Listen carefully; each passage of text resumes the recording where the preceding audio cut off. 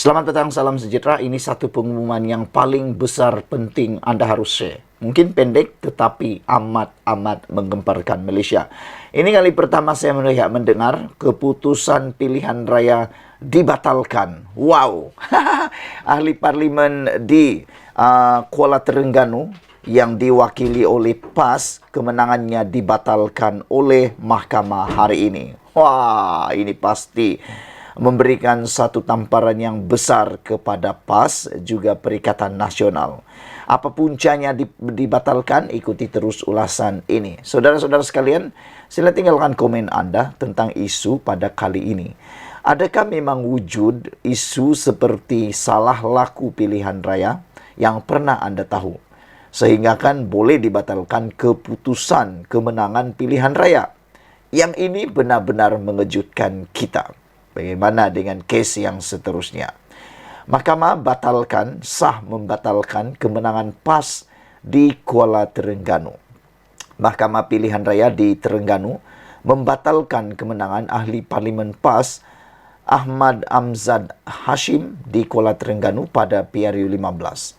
Hakim Mahkamah Tinggi Muhammad Firuz Jafril hari ini membenarkan petisyen pilihan raya yang difailkan calon Barisan Nasional di kerusi parlimen itu, Muhammad Zubir Embong. Peguam Amzad Yusuf mengesahkan keputusan itu ketika dihubungi hari ini. Keputusan pilihan raya bagi Kuala Terengganu diisytiharkan mahkamah sebagai tidak sah dan diketepikan, katanya.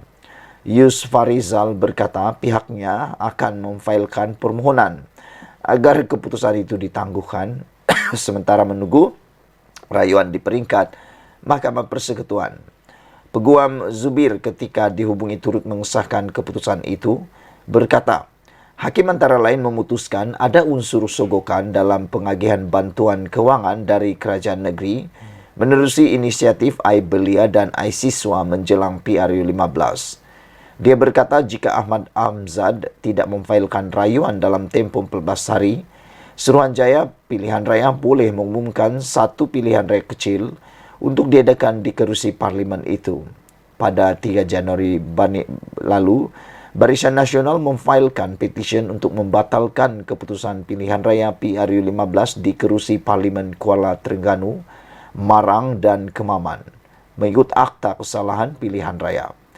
Pengerusi UMNO Terengganu, Ahmad Said, kemudian dilaporkan berkata, antara isu yang dibangkitkan dalam petisyen adalah dakwaan yang PAS menyogok pengundi menerusi bantuan kewangan daripada kerajaan negeri dengan program iPension, iBelia dan iSiswa antara 15 hingga 17 November tahun lalu, iaitu beberapa hari sebelum hari mengundi. Mahkamah hari ini turut mengekalkan kemenangan Presiden PAS Abdul Hadi Awang di kerusi Parlimen Marang. Keputusan untuk Kuala Terengganu merupakan petisyen pertama terhadap keputusan PRU 15 yang dibenarkan mahkamah. Selain Kuala Terengganu, Marang dan Kemaman, BN juga memfailkan petisyen untuk mencabar keputusan pilihan raya di Gua Musang, Putrajaya, Masjid Tanah dan Segamat. Bagaimanapun, mahkamah sebelum ini telah menolak petisyen terhadap kerusi parlimen Putrajaya. Saudara-saudara sekalian, dengan ini disahkan bahawa keputusan pilihan raya untuk kerusi parlimen PAS di Kuala Terengganu dibatalkan dan ditolak oleh Mahkamah Pilihan Raya. Dan sebabnya ialah kerana terdapat unsur, ini sebab dia, kerana terdapat unsur sogokan dalam pengagihan bantuan kewangan dalam kerajaan negeri dari kerajaan negeri menerusi inisiatif iBelia dan iSiswa menjelang PRU 15. Dia berkata jika Ahmad Amzad tidak memfailkan rayuan dalam tempoh 14 hari, Suruhanjaya Pilihan Raya boleh mengumumkan satu pilihan raya kecil untuk diadakan di kerusi parlimen itu. Nah, ini yang kita sangat-sangat suka. Mana-mana parlimen, kawasan parlimen yang ada unsur-unsur sogokan, rasuah dan sebagainya, patutlah untuk diketengahkan di mahkamah supaya pertandingan yang lebih adil, kemenangan yang lebih adil dapat diperoleh. Sekian dulu untuk kali ini. Jangan lupa ikuti terus ulasan selepas ini. Tekan butang subscribe. Kita jumpa lagi. Bye-bye. Selamat petang, salam sejahtera. Terima kasih karena bersama dengan saya di Nazilin Unity Channel. Ini satu pendedahan dan satu keputusan yang diumumkan sendiri oleh Yang Amat Berhormat Perdana Menteri kita Malaysia, yaitu Datuk Seri Anwar Ibrahim. Satu kemenangan besar untuk negara Malaysia. Saudara-saudara sekalian, kalau Anda masih lagi meragui kredibiliti dan kemampuan Anwar Ibrahim memimpin negara ini, Anda harus mendengar ulasan ini supaya Anda akan dapat mengubah fikiran Anda bahawa Anwar Ibrahim sesungguhnya Perdana Menteri kita yang mampu membawakan sesuatu kejayaan besar kepada negara ini. Hari ini disahkan, Anwar Ibrahim mengumumkan bahawa tuntutan Kesultanan Sulu terhadap Malaysia akhirnya gagal. Wah, mereka gagal, kita syukur, alhamdulillah, kata Anwar Ibrahim. Bagi anda yang suka dengan isu ini, sila share video ini. Mahkamah Rayuan The Hague di Belanda hari ini menolak permohonan kumpulan Sulu untuk mengiktiraf dan menguatkuasakan award terakhir timbang tara sebanyak AS 14.9 bilion atau bersamaan dengan RM62.59 bilion di negara itu. Wah, saudara-saudara sekalian, ini satu jumlah yang bukan sedikit. Ini jumlah yang amat besar. RM62.59 bilion ini satu jumlah yang amat besar. Kalau Malaysia terpaksa membayar nilai ini satu kerugian besar kepada kita. Tetapi kita bersyukur oleh kerana kekuatan pengaruh, kekuatan hubungan luar negara dan kekuatan dihormatinya Anwar Ibrahim di seluruh dunia, maka negara kita akhirnya menang dan rayuan kumpulan Sulu itu ditolak oleh mahkamah. Saudara-saudara sekalian, keputusan ini diumumkan sendiri oleh Perdana Menteri Datuk Seri Anwar Ibrahim yang kini dalam lawatan rasmi 2 hari ke Laos bermula semalam sebelum beliau berlepas pulang. Beliau kata, menang, alhamdulillah. Menjadi persoalan saya ialah, kalaulah Perdana Menteri yang lain yang masih memerintah Malaysia, adakah isu ini akan dimenangi? Dengan kekuatan pengaruh dan kekuatan penghormatan terhadap peribadi Perdana Menteri itu, adakah Perdana Menteri yang lain mampu memenangi keputusan mahkamah seperti ini? Saya yakin salah satu sebab mengapa Anwar Ibrahim menang, mengapa Malaysia menang atas perbicaraan ini, kerana pengaruh Anwar Ibrahim dan kekuatan individu itu juga adanya fakta-fakta yang menyokong negara kita, Malaysia. Kita ucapkan tahniah kepada usaha yang amat kuat ini. Anwar Ibrahim kata, menang, alhamdulillah, dapat menamatkan satu episod yang tidak baik untuk negara yang mencabar kedaulatan Malaysia. Mereka gagal, kita syukur, alhamdulillah, katanya kepada Malaysia, media Malaysia. Saudara-saudara sekalian, bayangkan sebelum ini Anwar Ibrahim dikecam, diserang habis-habisan oleh pembangkang, mengatakan bahawa Anwar Ibrahim seakan-akan tidak mempertahankan kedaulatan Malaysia. Tapi ini buktinya, Anwar Ibrahim bertindak luar biasa sehingga akhirnya kita menang, dan telah pun menunjukkan bahawa Anwar Ibrahim sesungguhnya menjaga kedaulatan Malaysia. Award itu telah diberikan oleh penimbang tara Spanyol Dr. Gonzalo Stampa pada 28 Februari 2022 kepada 8 individu yang mengaku sebagai waris Kesultanan Sulu.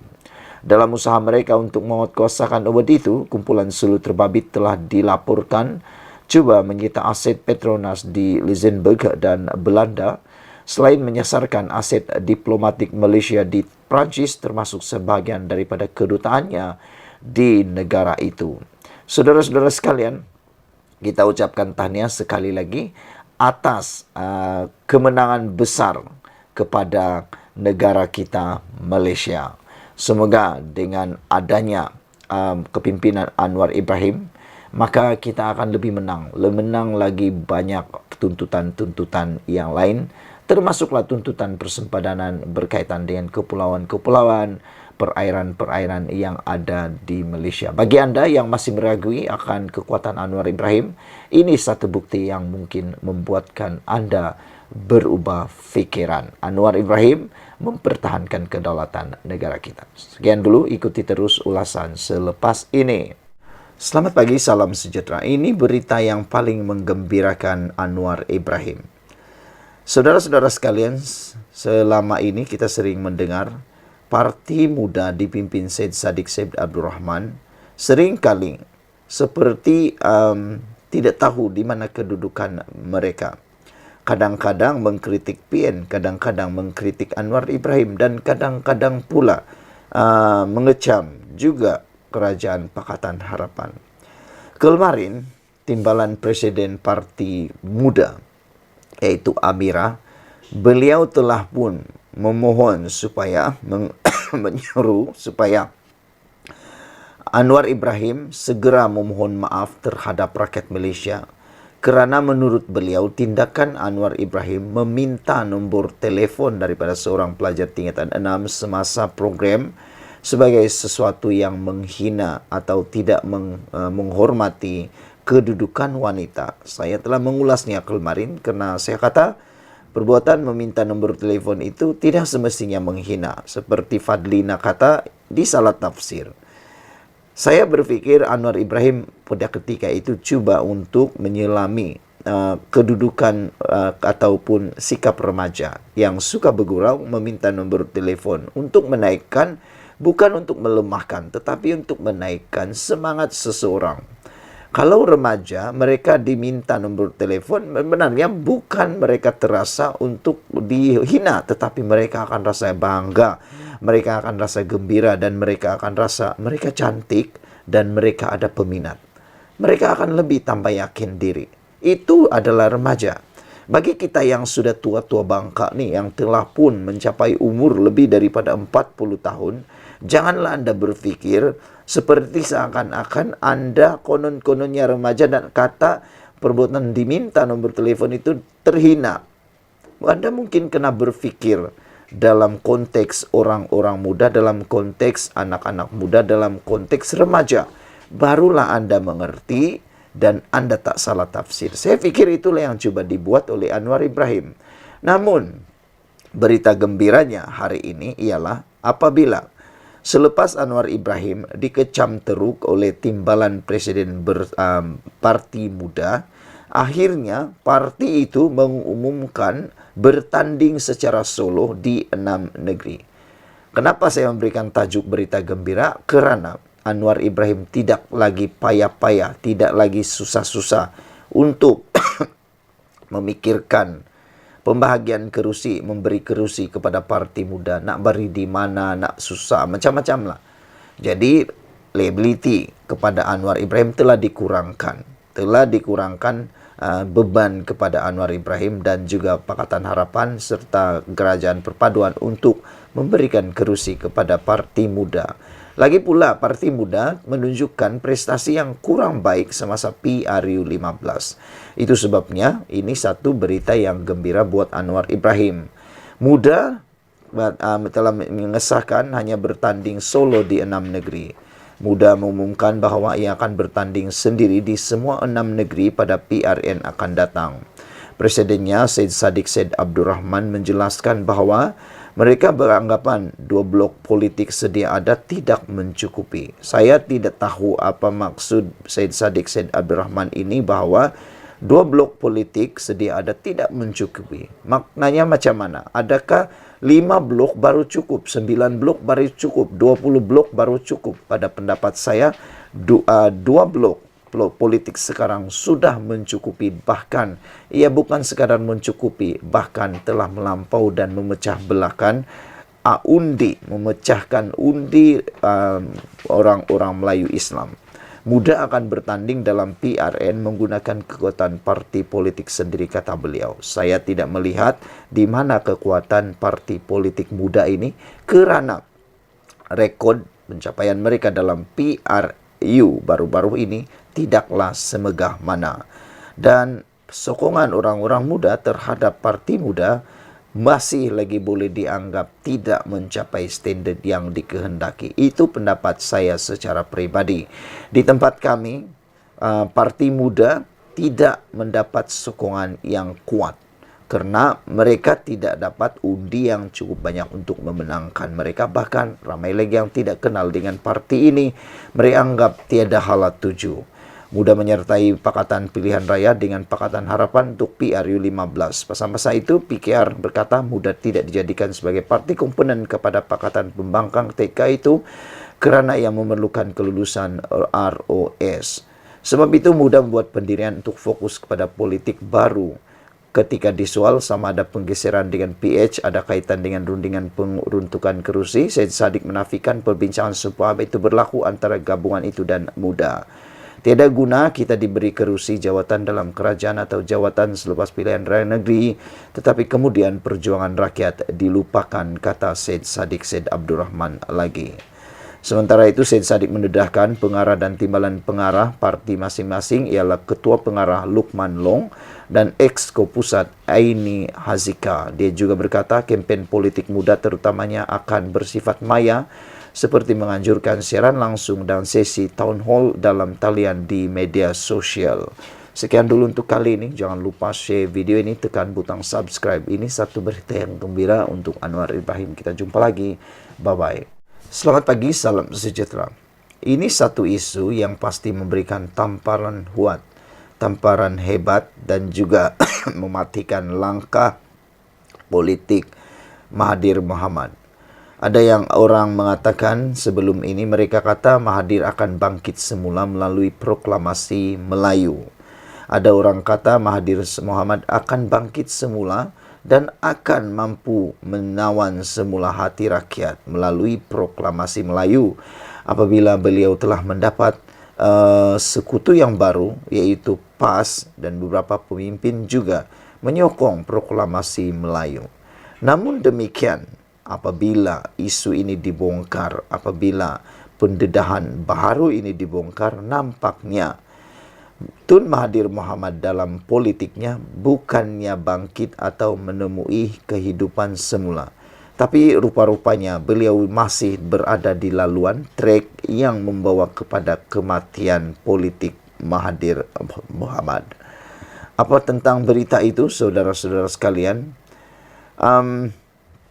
Berita itu atau petikan artikel ini dipetik daripada sahbudin.com dengan tajuk PN telah pun atau PN ketepikan proklamasi orang Melayu.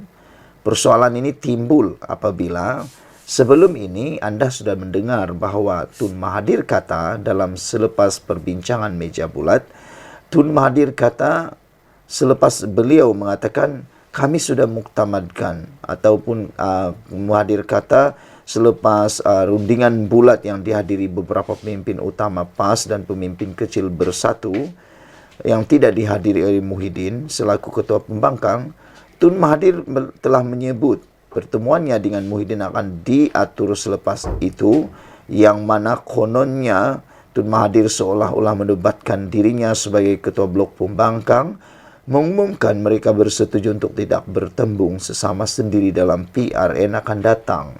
Namun, apa yang diumumkan terkini oleh Muhyiddin Yassin memberikan petunjuk isyarat yang sebaliknya. Mereka bahkan bukan tidak berjumpa seperti yang diumumkan oleh Mahathir, bahkan Muhyiddin pula mengumumkan pembahagian kerusi tanpa melibatkan parti yang dianggotai oleh Mahathir Mohamad dan kelihatan akan bertembung sesama sendiri. Jadi, maknanya kehidupan politik Mahathir Mohamad akan hancur dan tidak akan bangkit semula menemui kematian. Mahyadin Mat Yassin semalam mengumumkan PN akan bertanding di semua 245 kerusi DUN dan dalam PRN 6 negeri akan datang. Apa maknanya? Maknanya tidak ada satu kerusi pun mau diserahkan ataupun mahu dikompromikan kepada Pakatan Proklamasi Melayu ataupun kepada parti yang dianggotai oleh Mahathir Mohamad. Katanya PAS akan bertanding 126 kursi, Bersatu 83 kursi, dan Gerakan 36 kursi. Maksudnya berjumlah 245 kursi. Di mana Tun Mahathir akan bertanding, yang apabila Tun Mahathir kata seolah-olah beliau menjadi ketua pemblok pembangkang pula, tiba-tiba Tun Mahathir tidak dapat apa-apa kursi. Rundingan kursi berjalan lancar, kata Muhyiddin, tiada perselisihan faham berlaku. Kami dapat muktamadkan rundingan lebih awal berbanding tarikh pengundian yang masih belum diumumkan, kata Muhyiddin lagi. Saudara-saudara, sebelum ini, selepas mengadakan rundingan meja bulat dengan parti-parti yang menyokong proklamasi orang Melayu, Tun Mahathir Mohamad yang seolah-olah menobatkan dirinya sebagai ketua blok pembangkang mengumumkan mereka bersetuju untuk tidak bertembung sesama sendiri dalam PRN akan datang. Dalam rundingan bulat, meja bulat yang dihadiri beberapa pemimpin utama PAS dan pemimpin kecil Bersatu tetapi tidak dihadiri oleh Muhyiddin dan Hamzah Zainuddin selaku ketua blok pembangkang, Tun Mahathir turut menyebut pertemuannya dengan Muhyiddin akan diatur. Begitupun di sebalik Muhyiddin menyatakan kesediaan untuk bertemu dengan Tun Mahathir yang lebih dulu mempelawannya untuk bekerja sama, tetapi sehingga kini tiada pertemuan. Secara umumnya disedari kebimbangan dalam PN terhadap pertemuan itu ialah Tun Mahathir pastinya akan meminta sejumlah kursi untuk kelompok yang menyokongnya, termasuk pejuang yang dipimpin anaknya Mukriz. Hakikatnya mereka itu tiada kekuatan sendiri selepas hilang deposit pada PRU 15 lalu dan berharap dapat bernafas kembali dengan menumpang kekuatan PN. Makalah Mukriz tidak lama sebelum ini turut memohon untuk menyertai PN tetapi telah ditolak dengan alasan akan mengganggu proses pengagihan kursi dalam gabungan tersebut. Semalam, sementara Tun Mahathir masih di luar negara tanpa menunggu perjumpaan dengan Muhyiddin berlangsung, PN secara rasmi telah mengumumkan dan memuktamadkan pembagian kursi antara mereka. Nampaknya melalui pembagian itu tiada kursi diperuntukkan kepada parti atau pihak lain selain parti dalam PN. Sekaligus ini bermakna PN telah menepikan Tun Mahathir dalam proklamasi orang Melayu dan menghadapi PRN 6 negeri mendatang ini. Masih mahu bertanding jugakah mereka yang bersama proklamasi orang Melayu, termasuk pejuang yang dipimpin Mukriz dalam PRN nanti? Kita pun belum dengar lagi pengumuman daripada kumpulan proklamasi Melayu. Sekian dulu untuk kali ini. Jangan lupa tinggalkan komen dan tekan butang subscribe. Kita jumpa lagi. Bye-bye.